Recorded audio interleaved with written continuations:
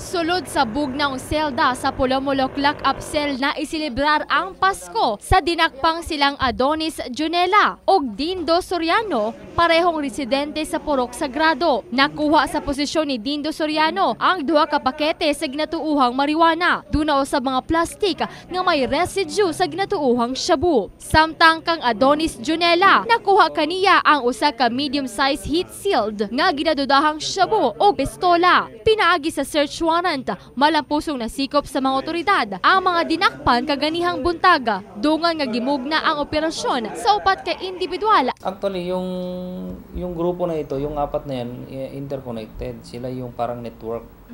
Nag-work sila as a network ng selling ng drugs.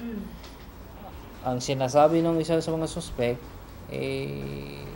ginagamit lang daw siya nung isa, si Adonis, na mag-repack at saka magbenta. Kasong pagsupak sa Section 11 ug 12, ilawom sa Article 2 sa Republic Act 9165 ang atubangon sa mga dinakpan. Ingon man mag-atubang usab og susamang kaso si Joniel Binazon Sr. samtang dugang paglapas sa Republic Act 10591 kon paghupot og armas ngadto kang Adonis Junela. Isang cell lang sila, isang network lang sila na merong yon yung sitwasyon nila diyan.